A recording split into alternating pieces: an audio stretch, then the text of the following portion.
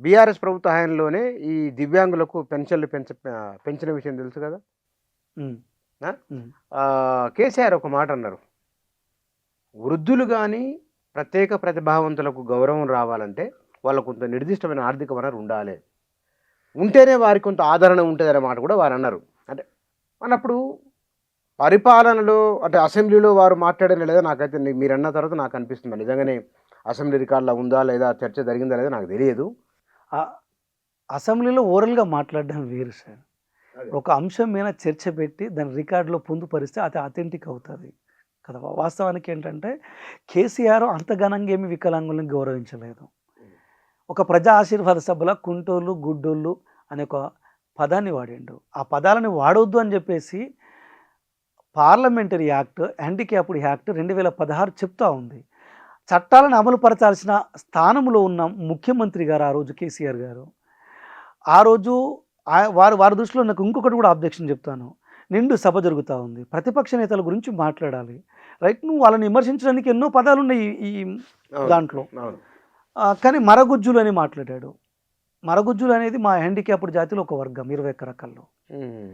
ఇప్పుడు కేటీఆర్ గారు కూడా ఒకసారి సందర్భంలో ఒక టీవీ ఇంటర్వ్యూలో మాట్లాడుతూ ప్రతిపక్ష నేతలు మరగుజ్జులు, గుడ్డి గుర్రాల పళ్ళు దుమ్ముతున్నారు అనే మాట మాట్లాడినారు. సో వీటిని మేము యాక్చువల్గా ఏంటంటే ఇప్పుడు అంగవైకల్యాన్ని ఎత్తి చూపే పదాలు ఇవి. వీటిని నిషేధించారు. మోరెవర్ ఏంటంటే ఎలక్షన్ కమిషన్ ఆఫ్ ఇండియా కూడా స్పష్టంగా చెప్తా ఉంది. స్పష్టంగా ఏమని చెప్తా ఉంది అంటే ఎలక్షన్ కమిషన్ ఆఫ్ ఇండియా కూడా మీరు రాజకీయ ప్రసంగాలు చేసేటప్పుడు ఇలాంటి పదాలని వాడొద్దు అని కోర్టు ఉత్తర్వులు ఉన్నాయి. మొన్న కొన్ని సందర్భాల్లో ఒక యూట్యూబర్స్ కొన్ని ఛానల్స్ మీద సుప్రీంకోర్టు జరిమానా వేసి జైలు శిక్ష విధించిన సందర్భాలు కూడా ఉన్నాయి. సో ఇది మారాలి. నేను నాట్ ఓన్లీ ఇప్పుడు సరే వాళ్ళు తప్పులు చేశారు. మేము అప్పుడు హెచ్ఆర్సీలో కేసీఆర్ మీద కేటీఆర్ మీద కూడా కేసు పెట్టాను. కానీ ఆశ్చర్య సంఘటన ఏంటంటే ఆ హెచ్ఆర్సీ ఎవరైతే అక్కడ ప్రతినిధి ఉన్నారో నేను 2 వాయిదాలకు అటెండ్ అయ్యాను. ఇలాంటి పెద్ద మనుషుల మీద మీరు కేసులు వేయకూడదండి అని చెప్పాడు నాకు. అయ్యో! మరి పెద్ద మనుషులు మరి అట్లాంటి భాష మాట్లాడవచ్చా? కాదు కదా! కాబట్టి ఇప్పుడు ఏ పార్టీని కాదు, ఏ పార్టీ వ్యక్తి అయినా సరే నేను మైక్ టీవీ ద్వారా మళ్ళొకసారి తెలంగాణ ప్రజలందరికీ, ఉమ్మడి ఆంధ్రప్రదేశ్లో ఉన్న రాజకీయ నేతలకి, అందరికీ, సామాజిక వ్యక్తులందరికీ నేను స్పష్టంగా చెప్తున్నాను. మా మీద చూపించాల్సింది సింపతి కాదు, ఎంపతి, బాధ్యత. మాకు సమాన అవకాశాలు కావాలి. మీరు ఎక్కడన్నా ఏదన్నా ప్రసంగించేటప్పుడు కానీ, ఎవరినైనా విమర్శించేటప్పుడు కానీ మా అంగవైకల్యం పేరుతో మాట్లాడకండి.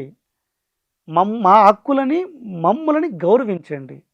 అలా ఎవరు మాట్లాడినా అతను ఏ పార్టీకి చెందిన వ్యక్తి అయినా సరే వ్యతిరేకిస్తాను. ఖచ్చితంగా వ్యతిరేకించాల్సిందే. ఎందుకంటే ఇప్పుడు మన దగ్గర కులం పేరుతో దూషించడం, ఆ కులాన్ని తిట్టుగా ఉపయోగించడం అది మరి పరంపరగా అది ఎందుకు ఈ చెడు మారాలి మారాలి. తప్పకుండా మారాలి అది. కాంగ్రెస్ నాయకుల సంభాషణల్లో ప్రత్యేక ప్రతిభావంతులు గౌరవప్రదంగా చూస్తున్నారు. అందుకని బీఆర్ఎస్ నెగిటివ్ చెప్పారు కదా! కాంగ్రెస్‌లో ఏమైనా అట్లాంటివి ఏమైనా ఉన్నాయా? అట్లా మీకు లేదండి, ఏం లేవు.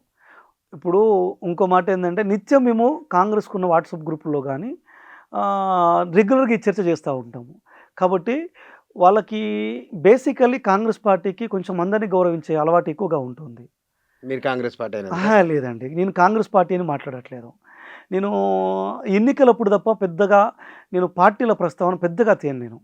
నేను యాక్చువల్గా ఒక మాట ఏంటంటే ఇప్పుడు హ్యాండిక్యాప్డ్ వెల్ఫేర్ నేను చూస్తున్నాను, ఇటు పెరకల వెల్ఫేర్ చూస్తున్నాను. ఈ రెండు సామాజిక వర్గాల్లో పెరకల వెల్ఫేర్ అంటే పెరకల వెల్ఫేర్ అంటే ఇప్పుడు పెరక కులం ఓట్ల మీద నేనే పనిచేస్తాను పార్టీ తరఫున. ఆ రోజు పెరక కార్పొరేషన్ సాధన సమితి చైర్మన్గా 3 ఏళ్ళు బీఆర్ఎస్ మీద పోరాడాను. కార్పొరేషన్ మా కులస్తులకు కావాలి అని. అంటే మా కులానికి వృత్తి అంతరించిపోయింది. మరి ఏ వృత్తి మీది? యాక్చువల్గా ఒక మాట ఏంటంటే ఒకప్పుడు రాజులము, ఆ తర్వాత ఒక ప్రాంతం నుంచి ఇంకో ప్రాంతానికి ధాన్యాన్ని తరలించే వాళ్ళము, వజ్ర వైడూర్యాలు కూడా తరలించేవాళ్ళం వ్యాపారస్తులకు సంబంధించి. అలా ఆ తర్వాత విత్తనాలను అభివృద్ధి చేసే ప్రయత్నం చేశాము. అక్కడనే గోనె సంచులు తయారు చేసే ప్రయత్నం చేశాము. ఈ జనపనార, ఈ గోనె సంచులు ఇవన్నీ పోయినాయి కదండి. ఇప్పుడు వ్యవసాయంలో స్థిరపడ్డారు. సో అప్పుడు వృత్తి లేదు కాబట్టి మరి మా కులానికి మరి ఫలాలు అందాలి కదా, మరి అన్ని కులాలకు అందుతున్నాయి కదా ఫలాలు ఏదో ఒక రూపేనా అనే ఆలోచనతో నేను కార్పొరేషన్ సాధన సమితి పెట్టి కార్పొరేషన్ అడిగాను బీఆర్ఎస్ గవర్నమెంట్ ఉన్నప్పుడు, వాళ్ళు ఇవ్వలేదు.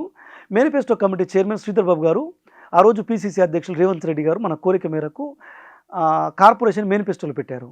అప్పుడు 42 అసెంబ్లీ నియోజకవర్గాల్లో ఉన్న పెరకల ఓట్లు కాంగ్రెస్కి పడేలా చేయడానికి నేను విజయ సంకల్ప యాత్ర 1 చేశాను. ఎన్ని ఓట్లు? దాదాపు అంటే ఒక మాట ఏంటంటే, నేను విజయ సంకల్ప యాత్ర 1లో వికలాంగులు, వితంతులు, వృద్ధులు, ఒంటరి మహిళలు, కల్లుగీత, చేనేత, బీడీ కార్మికులు మొత్తం పెన్షన్ తరపున, పెరక కులస్తుల తరపున పనిచేశాను.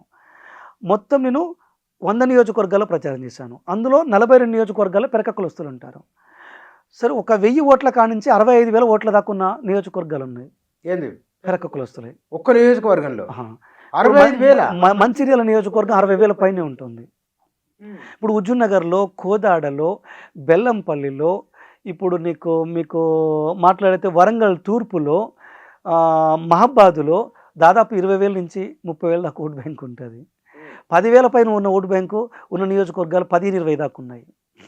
సో మా దాంట్లో కాంగ్రెస్ పార్టీలో స్టేటు అంటే జనరల్ సెక్రటరీ కానీ, వైస్ ప్రెసిడెంట్లు, స్టేట్ పార్టీ దాంట్లో నేను ఒక్కనే పెరకతనే ఉన్నాను. సో అప్పుడు కాంగ్రెస్ గవర్నమెంట్ వచ్చింది. వచ్చిన తర్వాత మళ్ళీ మన కోరిక మేరకు మొదటి క్యాబినెట్లోనే కార్పొరేషన్ ఏర్పాటు చేశారు. మళ్ళీ 14 పార్లమెంట్లలో మళ్ళీ మిగతా ఓట్లతో పాటు పెరక ఓట్లకి విజయ సంకల్ప యాత్ర 2 కూడా చేశాను నేను. మొత్తం ఓట్ల వేటలనే ఉన్నారు మీరు? ఓట్ల వేటని కాదు, మరి ఎన్నికలు వచ్చినప్పుడు ఓట్ల కోసం చేయాలి కదా. ఎందుకంటే ఇప్పుడు అంటే ఎన్నికలు వచ్చినప్పుడు మనము మన సామాజిక వర్గాల్ని బాగుపరచుకోవడానికి కూడా అవకాశం వస్తుంది. మరి ఎమ్మెల్యే టికెట్ అడగచ్చు? అడిగాను నేను మిర్యాలు కూడా అడిగాను. మరి నేను రాష్ట్రం మొత్తం పనిచేశాను. వాళ్ళు ఒక్క నియోజకవర్గంలో సర్వే అనేసరికి కొంచెం ఇబ్బంది కదా. నేను నియోజకవర్గంలో కూర్చోలే కదా. కానీ మనకు అప్పుడు సరే అప్పుడు మనకు టికెట్ అవకాశం దొరకలేదు. మిర్యాలగూడలో మీ ఓట్లు ఎక్కుంటే మీ ఉద్దేశం? అట్లేం కాదు. మిర్యాలగూడ పరిధిలో నేను ఒక 25,000 మంది దాకా కాంపిటేటివ్ కోచింగ్లో విద్యను అందించాను. నేను టోటల్గా రామానుజన్ ఐఏఎస్ స్టడీ సర్కిల్స్ అయితే ఏంటి, డిగ్రీ పీజీ కాలేజీలు అయితే ఏంటి, ఇక్కడ మొత్తం నేను ఉమ్మడి ఆంధ్రప్రదేశ్లో 1,00,000 మంది దాకా చదువు చెప్పుంటాను కాంపిటేటివ్. ఇక్కడ మిర్యాలగూడ కేంద్రంగానా? లేదు, నాట్ ఓన్లీ మిర్యాలగూడ, నల్గొండ, సూర్యాపేట, కోదాడ, దిల్సుఖ్ నగర్, అశోక్ నగర్, ఇంకా చాలా చోట్ల చెప్పాను. సో ఇప్పుడు నా వల్ల దాదాపు 20,000 మంది దాకా ఉద్యోగాలు వచ్చి ఉంటాయి, గవర్నమెంట్ ఉద్యోగాలు. ఉన్నారండి, మాట్లాడతారా? ఉన్నారు. ఇప్పుడు మీకు మంచి విషయం ఏంటంటే, నేను ఒకసారి 6th సెక్రటరీకి పోయే ప్రయత్నం చేశాను. అప్పటికి నేను ఇంకా పదవి బాధ్యతలు తీసుకోలేదు. 6th ఫ్లోర్కి పోయే ప్రయత్నం చేశాను. మామూలుగా 6th ఫ్లోర్ అంటే ఎలా ఉంటుంది? ఒకతను బాగా ఉరికొస్తూ ఉన్నాడు. నేను అనుకున్నాను నన్ను పోనీ అడుగుతానని. తీరా చూస్తే నా శిష్యుడు. చాలా చోట్ల ఇప్పుడు నా స్టూడెంట్స్ కలుస్తూ ఉంటారు. డిపార్ట్మెంట్లో దాదాపు 3,000 మంది పైన ఉంటారు. నా వాళ్ళ ఉద్యోగాలు పోలీస్ డిపార్ట్మెంట్లో టీచర్లలో ఉంటారు. ఐఏఎస్ ఐపీఎస్లు కూడా ఉన్నారు. సీసైడ్ చెప్తాను కదా నేను, అశోక్ నగర్లో కనుక వాళ్ళు కూడా ఉన్నారు. ఒక్క ఉమ్మడి నల్గొండలోనే ఒక 30,000 to 35,000 మెంబర్స్కి టీచింగ్ చేసి ఉంటాను నేను ఒక్క జిల్లాలోనే. అంటే ఎక్కువ మిర్యాలు కూడా కేంద్రంగా చేశాను, నల్గొండ కేంద్రంగా చేశాను కదా. బేసికలీ విద్యావేత్తను కదండి నేను, అక్కడి నుంచి వచ్చాను. అంటే నేను రాజకీయాల కోసం రాలేదు. మీకు గతంలో కూడా చెప్పాను, నేను హ్యాండిక్యాప్డ్స్కి వెల్ఫేర్ చేయడం కోసం మనం ఏదో ఒక రాజకీయ పార్టీని ఎంచుకుంటేనే సాధ్యమైంది. ఆ హక్కులు కాపాడాలంటే హక్కులు పెంపొందించాలి. ఒక రాజకీయ పార్టీని ఎంచుకున్నారు మీరు. నేను భయపడితే కాంగ్రెస్ కాబట్టి కాంగ్రెస్ ఇక్కడ ఏదో ఒక రోజు అధికారం రాకపోతుందా, మనకు అవకాశం రాకపోతుందా, మనం దాన్ని మార్చుకోకపోతాం అనేది మన ఆలోచన.